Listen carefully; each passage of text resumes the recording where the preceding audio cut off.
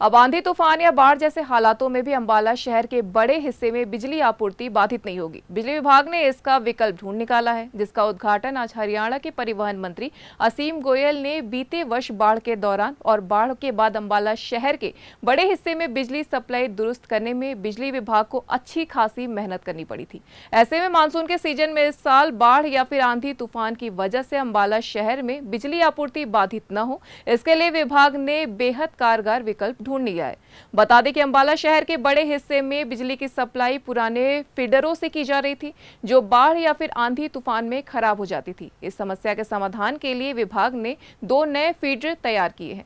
असीम गोयल ने फीडरों का switch on करके इनका उद्घाटन किया। जानकारी देते हुए उन्होंने बताया कि पिछले साल अंबाला शहर के पुराने हिस्से में बाढ़ के बाद कई दिन सप्लाई बाधित रही थी। ऐसे में इस समस्या के समाधान के लिए योजना तैयार की गई थी। हमारे शहर के जो 2 कोर एरियाज जिनके अंदर पिछली बार भी फ्लड के बाद जो है जिस तरह 5-6 दिन या 7 दिन भी अगर आप कहें लाइट नहीं आ पाई, जो पुराना शहर का एरिया बड़ा इफेक्टेड होता था और उसके लिए एक योजना बनाई गई। और मैं आज हमारे जो बिजली बोर्ड के हमारे अधिकारी हैं, कर्मचारी हैं, इनको बहुत बहुत बधाई दूंगा, जिन्होंने बड़े त्वरित तरीके से इस पर कार्रवाई करते हुए जो 2 नए फीडर हैं, एक शिवाली कॉलोनी का जिसके अंदर आपका इंद्रपुरी रेलवे रोड, कलाल माजरी, नदी मोहल्ला, रविदास जी बस्ती, गुरु रविदास बस्ती, घेद रोड और कोतवाली सराय और ये राधा कृष्ण कॉलोनी, ये इसमें कवर होंगे। और दूसरा जो फीडर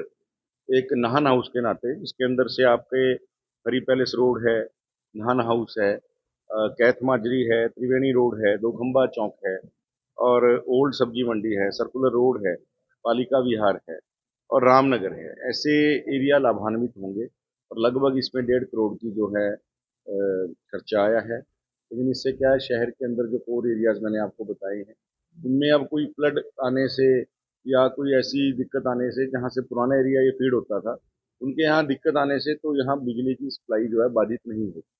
और मुझे लग रहा है कि पहला हमारा विधानसभा का एक कॉन्स्टिट्यूंसी भी है जिसमें 5 नए सब स्टेशन अभी मंजूर हुए हैं। एक 66 केवीए का है, 4 33 केवीए के हैं और इसको भी फ्लड को देखते हुए बड़ा त्वरित तरीके से मंजूर कराया गया। 66 केवी हमारा सुल्लर के आसपास के उसमें और 33 का उदयपुर रसूलपुर के पास, अद्दो माजरा के पास और एक जो हमारी घास मंडी एरिया है पुराना जो शहर का कोर एरिया, और एक मंडौर के पास, यानी जो हमारी नारायणगढ़ रोड। तो ऐसे 4 33 केवीए के भी हमारे जो हैं सब स्टेशन पास हुए हैं 66 केवीए का।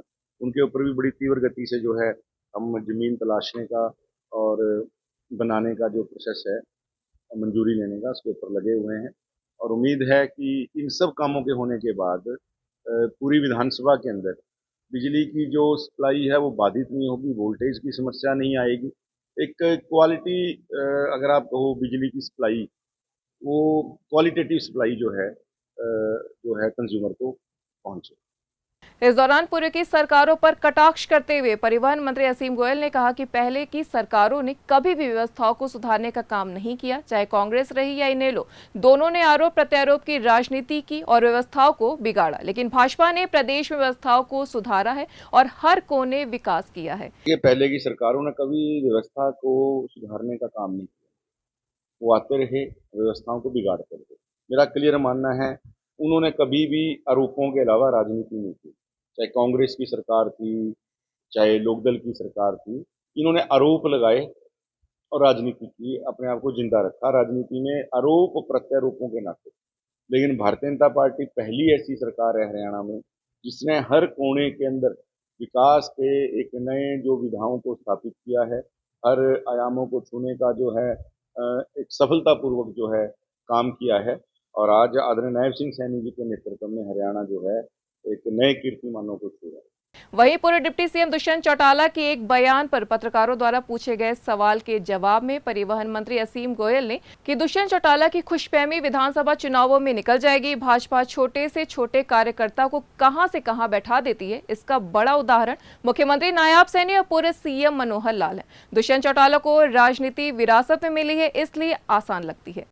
तो दुष्यंत जी की खुशफहमी है और रही सही खुशफहमी अब विधानसभा के चुनावों में निकल जाएगी। दुष्यंत जी मेरे मित्र हैं, अच्छे साथी रहे हैं। मैं उनको सलाह देना चाहता हूँ कि हमारे यहाँ एक सिस्टम है। हमारे यहाँ पार्टी एक छोटे से कार्यकर्ता को कहाँ से कहाँ उसकी मेहनत के बूते के आधार पे बिठा देती है और उसकी काबिलियत के आधार के ऊपर।